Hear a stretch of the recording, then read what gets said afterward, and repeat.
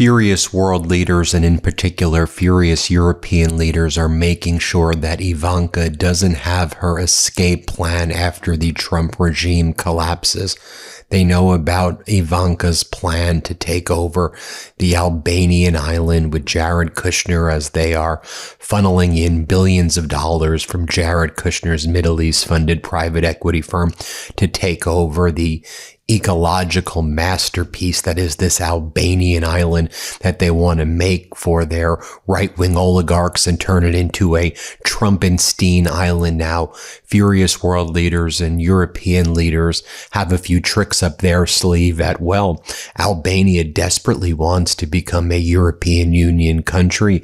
They've started the process and have gotten pretty far into the European Union ascension process. And now the European Union is saying, you know what? Shut that island down right now, Albania. Shut that Trumpenstein island. This happens, by the way, at the same time that Jared Kushner's dad, who's by the way, someone who was convicted and pardoned by Donald Trump, he's now the ambassador to France. He continues to attack France. You've got the U.S. ambassador to Canada attacking Canada. Of course, you've got the U.S. ambassador to Denmark having to hide after the Trump regime continues to say it wants to take over Greenland, as the United States has Pete Hegseth, who calls himself the Secretary of War. That pathetic loser is out there constantly attacking NATO, as Donald Trump is out there attacking Giorgia Meloni of Italy. The European Union is saying, you know what? Get these Trumps the hell away from us.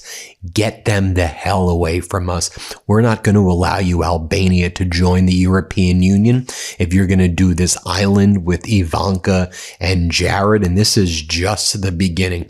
Just you wait. We're just buying some time until this Trump regime is over.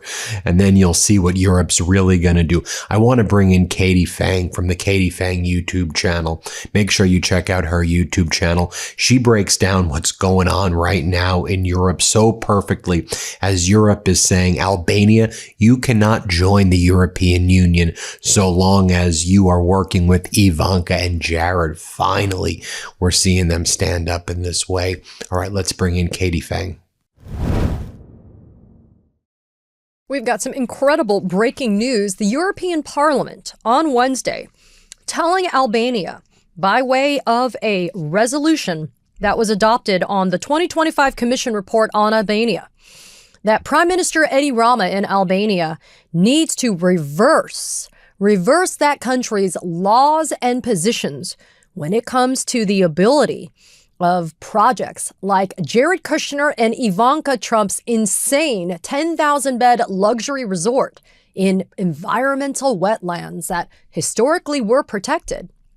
Now, what's fascinating is this. Lawmakers in the European Parliament telling Albania that they need to have an immediate moratorium on any new permits and construction in environmentally protected areas. And they stated that Albania risks losing its momentum in its accession process in the European Union if it goes ahead without any contemplation of environmental impact assessments.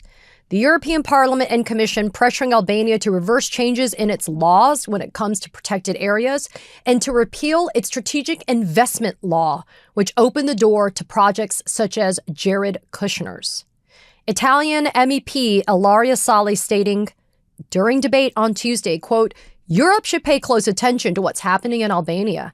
There's no better guarantee for the path toward accession to the European Union than a living, conscious people capable of mobilizing against predatory capitalism in defense of justice, the commons, and freedom. This is exciting news. This is after more than 20 days of continuous protests. Just this past Saturday, more than 200,000 protesters taken to the streets in Albania. And look, folks, this is not just in Albania. We have protests in Italy, Germany, France, Canada, the United Kingdom, the United States, Sweden, and Australia.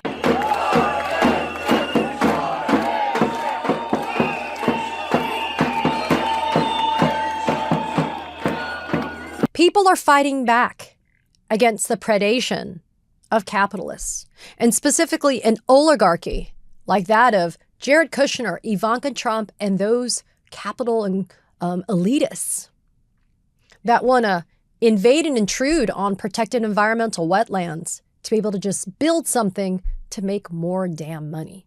Now, I wanted to make sure, because here at Katie Phang News, we were one of the very first independent news platforms that was covering what was happening, the Flamingo Revolution, as it's being called, in Albania, and to explore the very, very shady and corrupt connections between oligarchs in Albania, as well as the Middle East region, Jared Kushner, and others. But I wanted to make sure that we actually had the real boots on the ground reporting and analysis that wasn't just coming from what you're reading on the internet.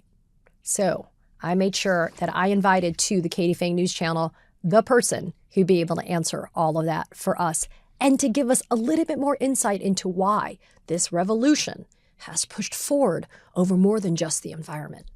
It's actually a revolution to fight back against the haves versus the have-nots. Take a listen. Joining me now is Eric Zulegger, who is the editor-in-chief of The Under Report, providing critical and essential geopolitical analysis, also giving us some incredible on-the-ground journalism. You can find it on Beehive, and you can also sign up for an amazing brief every week called Free Intel. But Eric, it's good to see you. Thank you for joining me from so far away. You're currently in Albania, is that right? I am, yeah, and there's a very active revolution going on just about 10-minute walk away from where I'm staying right now. Yeah, so Eric, I covered pretty comprehensively. So really 30,000 foot view before I was able to stumble on and really appreciate the work that you've been doing in your journalism. But kind of 30,000 foot view I covered here at Katie Phang News, what's happening in Albania. And this was maybe almost a week and a half ago. And since then, what is called the Flamingo Revolution has really taken fire. And I'm relieved to see that more people across the world are paying more attention to what is going on, but get folks up to speed here as to why there are literally tens of thousands of people that have taken to the streets for nonviolent protests on the daily to be able to fight back against not only the proposed Jared Kushner, Ivanka Trump project, but also kind of fighting to maybe overturn this existing government. Yeah, that's right, Katie. It really has. Pardon me. That's right. It really has sort of sparked the imagination of a lot of the world, and I think that's for a couple of reasons. The Flamingo Revolution is essentially about government corruption and overreach. You know, Albania came out of isolationist communism about 30 years ago. And ever since then, there has been a sort of two-sided revolving door of extractionary oligarchs who have taken power and promised that the lives of the people would get better and made their own lives much better within a couple of years while they were in office. And the deals that they ended up cutting look a lot like the deal around Zvernets and the Sazan Island. So specifically, it was a unilateral deal between Eddie Rama's government and Affinity Partners, who is the private equity fund of Jared Kushner.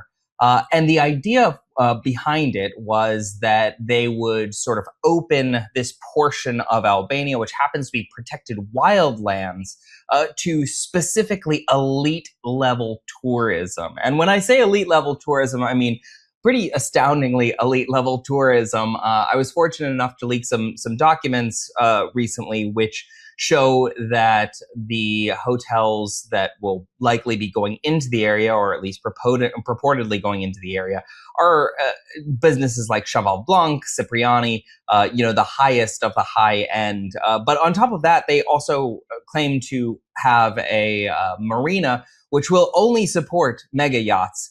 So 100 meters and above. If anybody has a 99-meter yacht, unfortunately, you won't be able to go to the marina.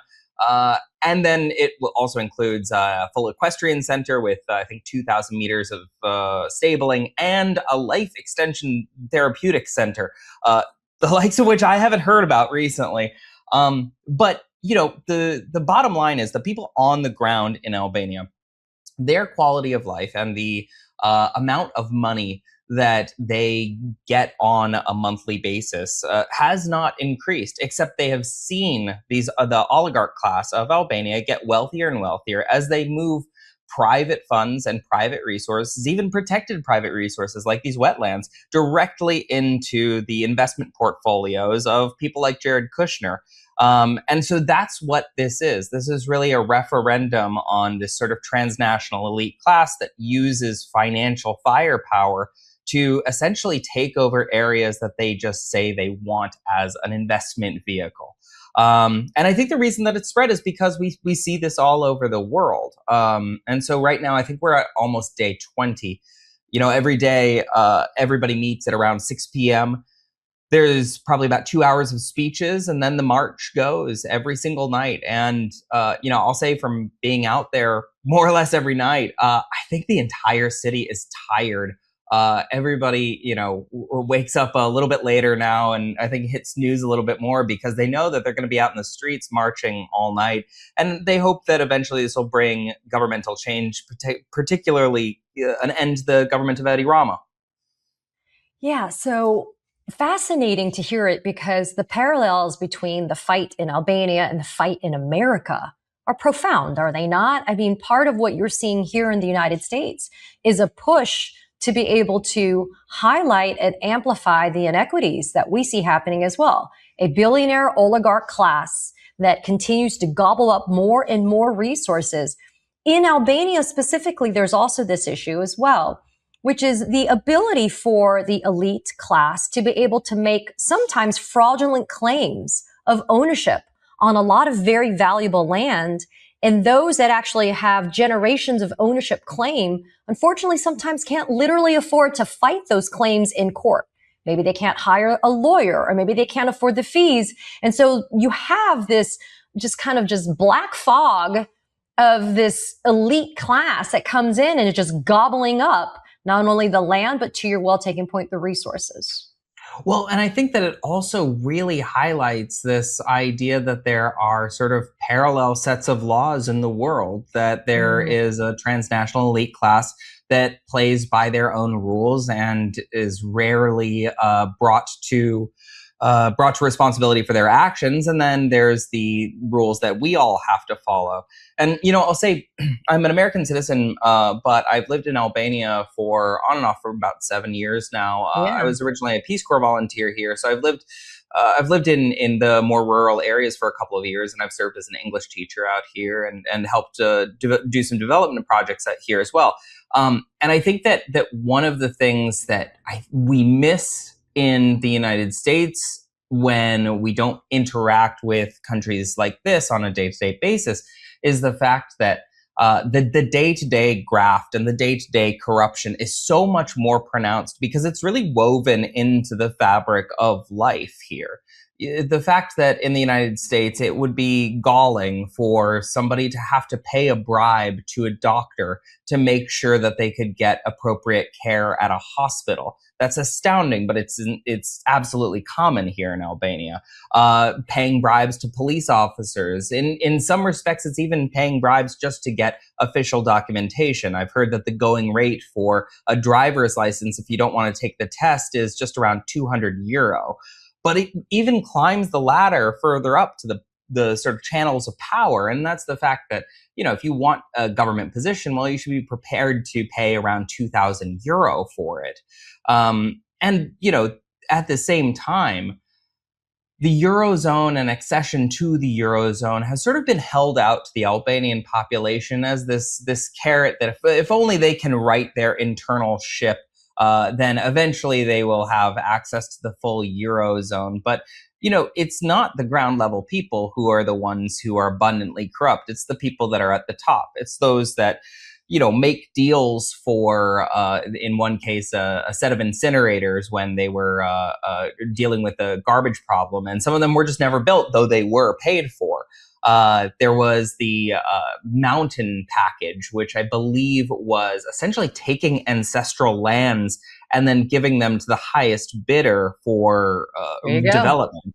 Yep. And, you know, this is a country that was in isolationist communism. So having the deed to your land is not exactly something that everybody has because it was nationalized for 50 years. So it was an understood thing. And what is so important in Albania is the strong cultural bond, the communities of Albania themselves. They have an understanding of who owns what, but the government has displayed time and time again that that's just not a high priority. Eric, let's get folks in a state of mind to understand who the players are here. You talk about the government. Talk about, and correct my pronunciation, because this is what I love about being able to interface with people who are on the ground where these stories are. Is it Edi or Edi Rama? How do you pronounce the first name for this guy? Sure. So the current leader is Edi Rama, and he and I should say, one of the common refrains that you'll hear every night as people are marching is Rama Burg, Berisha Burg. And what that means is Rama jail, Berisha jail. Wow. And the chant is essentially stating that they want both sides to go to jail. The opposition leader is a guy named Salih Berisha, who has been basically in power since the end of communism. And then I believe for the last 13 years, it switched over to the Socialist Party of Edi Rama. Now, of course, when I say the Democratic Party and the Socialist Party, these don't map onto American. Yeah, exactly what we think of. Exactly. You can sort of vaguely think of the Socialist Party as vaguely the left, and the Democratic Party is vaguely the right, but it's really hard to make a one-to-one comparison, because especially the people on the street are seeing both sides as intrinsically corrupt. So corrupt, in fact, that they want all of them out. And that, I think, is one of the reasons. It's one of the strong points of this revolution, but it's also one of the weak points of it too. When they're saying that we want both sides out, we are making it very clear what we don't want. Of course, I'm speaking from the point of view of the protesters, but we are not making it very clear what we do want. And that, I think, 20 days into this revolution, is going to be something that needs to be sketched out more clearly if they hope to make lasting change. Of course, they want certain laws to be revoked. They want an end to what is called the Special Strategic Investment Fund. Yes. And this is one of the main problems. Edi Rama's government has created this quote unquote strategic investment fund that he also appointed himself the leader of. And apparently, he is the only one who can determine if an investment is strategic enough. And shockingly, these often involve billionaire friends of his. And shockingly, they also allow strategic investors to be able to access protected environmental wetlands so that he can overturn those designations so they can actually use them, correct? Right. I would love to understand more about what the strategy is. I understand where the investments are going, but the strategy, and you know what, I actually should be fair here, because they have talked about the strategy before. Whether it is a good one or not is really up for the economists. But what I can tell you is that it has sparked the current unrest that we're seeing. So one of the things that Edi Rama has previously put forward is the fact that they want to attract high-end tourism. And the reason for this is because they believe that you'll essentially have a smaller footprint in the area and more money coming in to the area.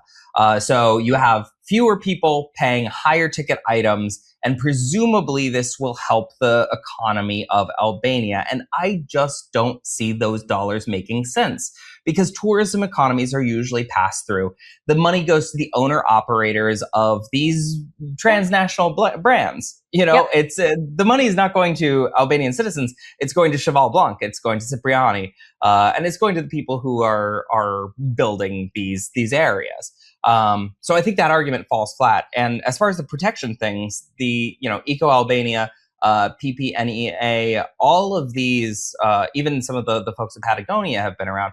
All of them have said that this is essentially just an environmental atrocity that they're going to commit. But if you look at the documents, you do see a lot of pictures of wildlife on them.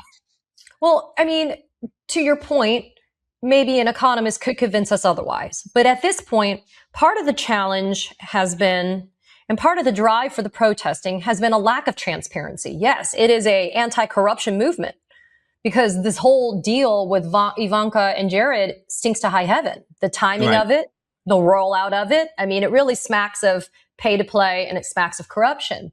But if there is transparency on this, you know what's so funny, Eric, is it just dawned on me while you were explaining how Eddie Rama has kind of self-anointed himself to be able to do this, right?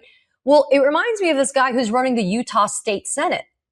He is the head of this MIDA, this military industrial or, kind of entity that is able to green light the data centers that are these huge atrocities that are being proposed to be built, like in Utah, for example.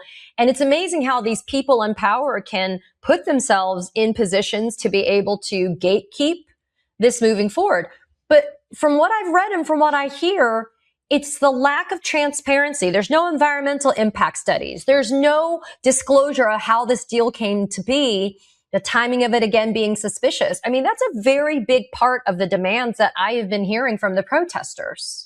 You're exactly right. And, one of the things that I really want to point out about this, the environmental issues are really the tipping point for the current protests.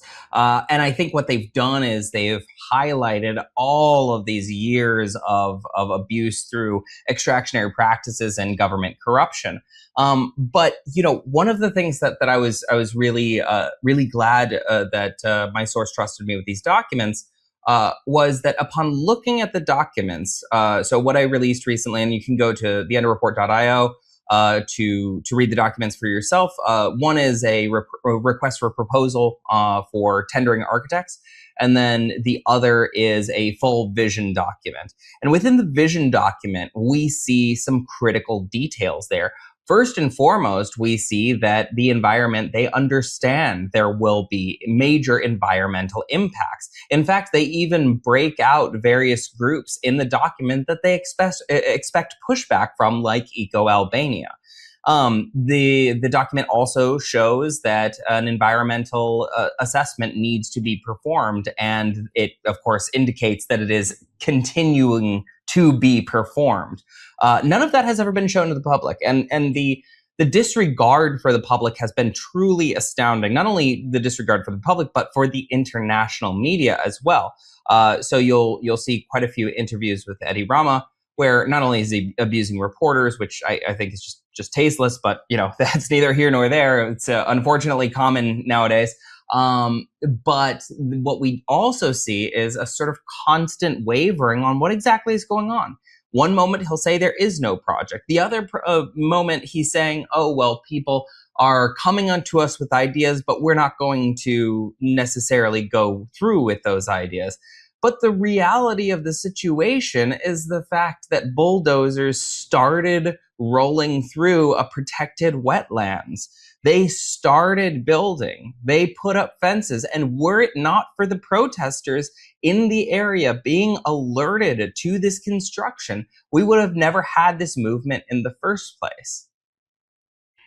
It's remarkable because sometimes it takes a small spark for a bigger conflagration, right? And I do think I like your descriptor, Eric, that this was the tipping point. It is important to protect the environmental wetlands that are there. I have watched several videos on YouTube about how stunningly beautiful and how pristine that water is, but also the myriad animals, birds. I mean, there's a reason why they're calling it the Flamingo Revolution. Sure. It's kind of like emblematic of what it is. But what I'm looking for is there someone who is kind of, in your assessment, being on the ground there, looking like the leader of this opposition, this new opposition? There's just somebody that is kind of stepping forward and being like the biggest voice, you think, on this? There have been a lot of conversations about this, I think both internally and then for folks that are looking at this externally too. Yeah. And the answer is, I have not seen somebody step forward just yet. And I think that part of that is by design.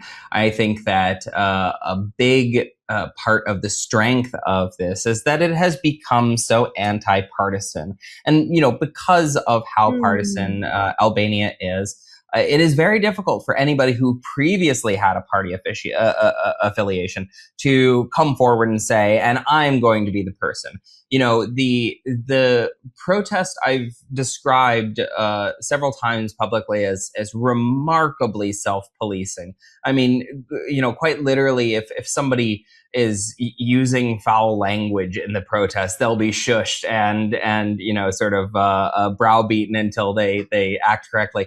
You know, when I go out to the protest every night to cover it, I noticed that probably around maybe like night 10 or so, there was a huge ream of butcher paper that's been laid across the ground with crayons and chalk so that the kids can draw while their parents are protesting.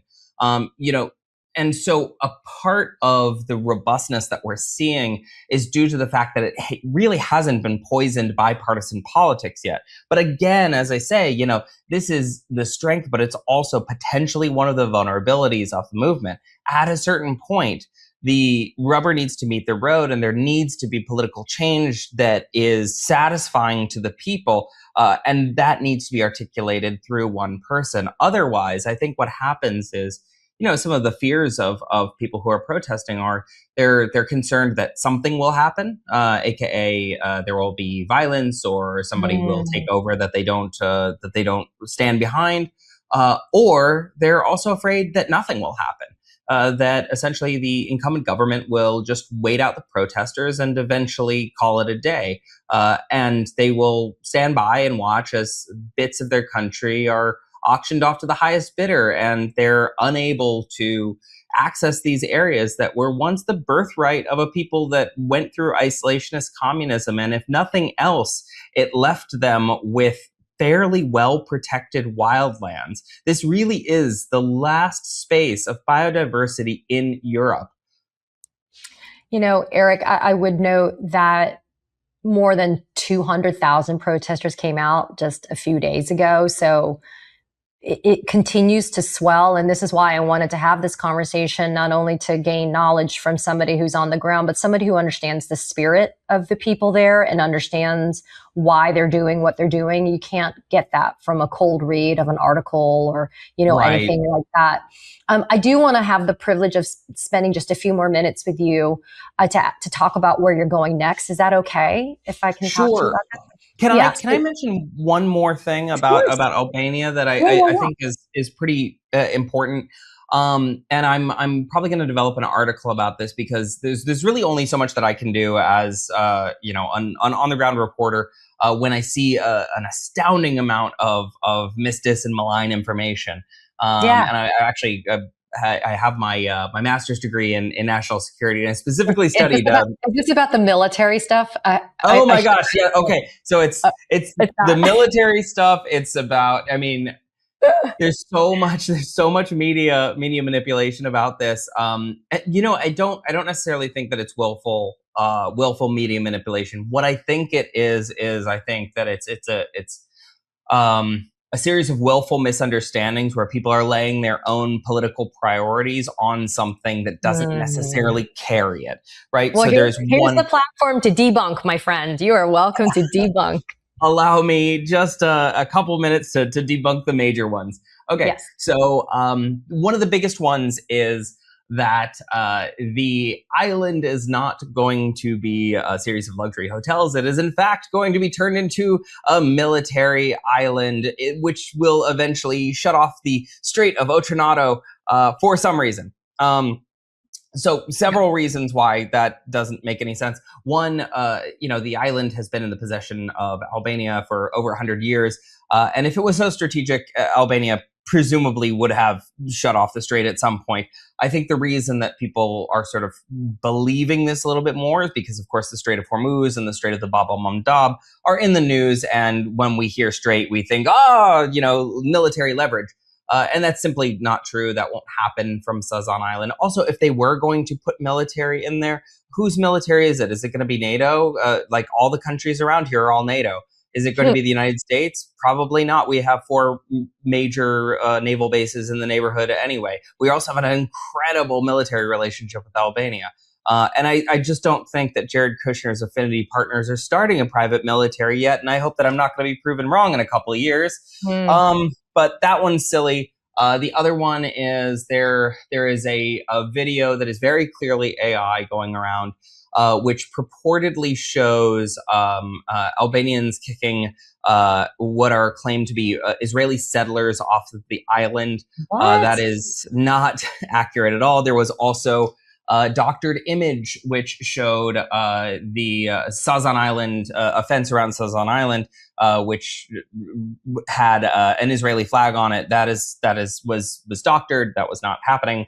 That has not happened. There's one image of a firebombing that happened, and that actually was real. There was a firebombing. However, it wasn't with this protest. It happened in February, and that was with a series of other protests. And the firebombing was not the house of the prime minister. That was a video of a firebombing of the former dictator Enver Hoxha's house.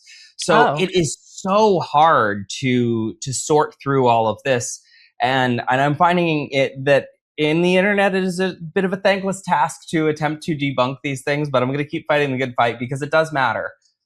Well, this is why these conversations are important. I mean, this is why I want to use my platform for good, right? I want people to have a better understanding, because we can't be, you're kind of our eyes and our ears there, Eric, which is why I wanted to make sure that people not only got to know you, but that we had this conversation. And so thank you for debunking that. I appreciate it. Talk about Lebanon. You're on your way to Lebanon. I want to make sure we gave a little bit of space here for that, because that is yet another area that is not being reported on enough, that's not being covered enough. It's kind of a tangentially mentioned topic when we talk about the war against Iran because of Israeli attacks and military operations against Lebanon. And now we have this news of a potential quote unquote deal, although I don't believe there's a deal. I don't really understand because nobody knows what's going on. But why is it so important, Eric, for you to go to Lebanon right now? So I think that one of the reasons that the international media has really strayed away from talking about Lebanon is, one, because there's only so much of the story that I think people can pay attention to at one point. And if we're going to choose one part of the conflict to cover, obviously it's going to be Iran and the United States. However, we, the United States, have locked ourselves into a fairly dangerous game. And that is the fact that we have four-way conflict that is self-reinforcing and has a bit of a problem with ever finding some resolution. So in Iran, the United States has tied any sort of peace deal to making sure that Iran is able to come to the table and open up the Strait of Hormuz, which, of course, we have to state was previously open before we launched this war of choice. Regardless, Iran has stated that the only way that they will actually come to the table is if Israel removes itself from southern Lebanon and stops fighting against Hezbollah there. Now, here is the big problem. The war in Iran is motivated by the relationship with Israel. I think that's fairly clear at this point. And Israel has stated that it will not withdraw from southern Lebanon, specifically because they do not believe that Hezbollah has been disarmed. Now, where do we all stand right now specifically? The United States is approaching a peace deal with Iran. Presumably, I mean, we will see what happens. I'm actually flying to Lebanon on the night of the peace deal, so should be an interesting welcome to the country. Yeah, should be an interesting time while I'm there. But what we have is Iran's agreement with the United States is predicated upon a ceasefire and a rolling back of any sort of violent action in southern Lebanon and frankly central Lebanon and Beirut. There have been multiple ceasefires between Israel and I should say Hezbollah, but I will say, a good deal of the Lebanese armed forces have also been attacked by Israel. And according to Israel's own adjudication, they are not at war with Lebanon. They are at war with Hezbollah within Lebanon. And I've made a video on this if people want to sort of understand the complexity a bit more, but Unfortunately, the way that the Lebanese government is set up is it's this sort of tripartite, what they call a confessional style of governance. So, due to the constitution, the country has to be set up with one branch being a Christian, one branch being a Sunni, and one branch being a Shia. Each has around 27 seats in their equivalent of a parliament. And those 27 seats are largely sort of supported by members of Hezbollah and another group called Amal. So in order to, quote unquote, just get rid of Hezbollah, this is simply a non-starter because it would require the entire rewiring of the Lebanese government, which it appears Israel wants. So from the outside, I think that the Western perspective on this is, well, why don't they just tell, Hezbollah to take a hike and get out of town? It simply isn't that it's not that easy. It just isn't. And that's because, even though there may be a great deal of people who disagree with Hezbollah, which I know that there are, they have still operated as one of the more competent fighting forces against incursions by Israel. And currently, about half the country is occupied by Israel up to what's called the Litani River. We have around 1.2 million internal refugees inside of Lebanon. And each one, I've been talking to my folks on the ground there, is preparing themselves to go back to their villages at some point. Meanwhile, Israel is saying, we will not leave. And they've set up what are called these yellow line zones. And the yellow line zones are things that we've seen in Gaza as well. They're essentially free fire zones.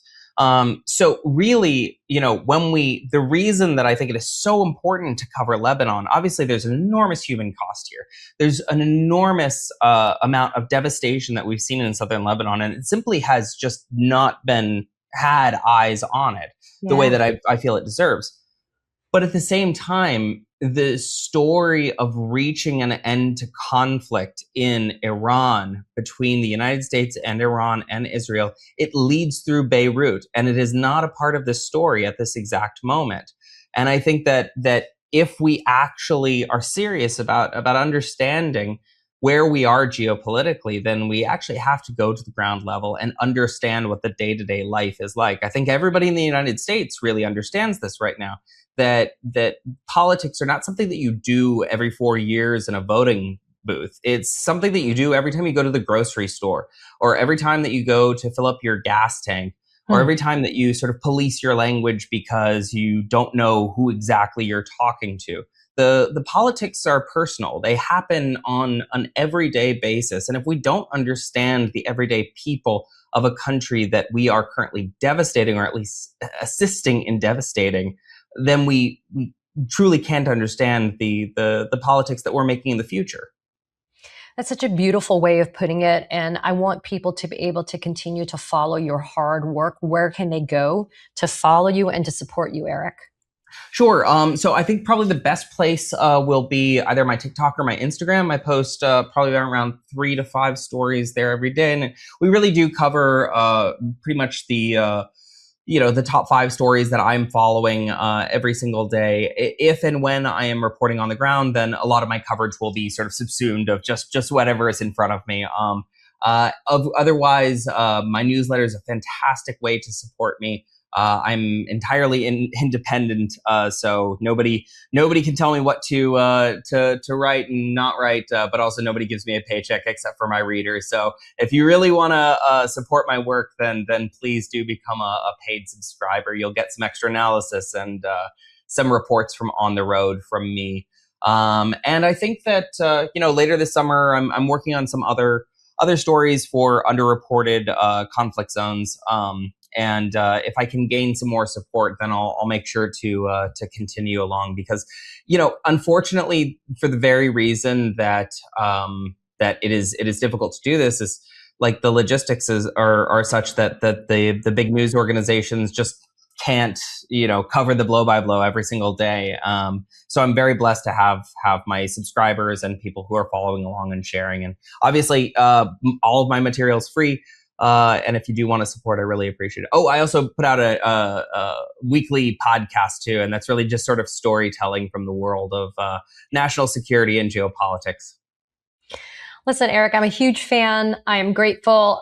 Shout out to our mutual V Spear. Shout out to V and the Dust Bunnies. We are grateful for their hard work and for their being such a connector to bring people like you into my sphere so that I can not only learn from you, but I can also amplify your hard work. We'll make sure to include links to your handles, etc., in the below caption for this episode. But thank you, Eric Zuliger, for joining me. Don't have to say it, but we'll say it anyway. Please be safe in your journeys and look forward to following along when you are in Lebanon. And thank you for being so thoughtful. I appreciate it. You bet. Thank you so much. Lovely to be here. Thanks, Eric. Katie Phang here. We launched the Katie Phang News Channel in partnership with the MeidasTouch Network so we could bring you the latest in legal and political news. Straight, no chaser. So if you're a fellow truth teller, hit that subscribe button and share the word about this channel so we can build a high information America together. Want to stay plugged in? Become a subscriber to our Substack at MeidasPlus.com. You'll get daily recaps from Ron Filipkowski, ad-free episodes of our podcast, and more exclusive content only available at MeidasPlus.com.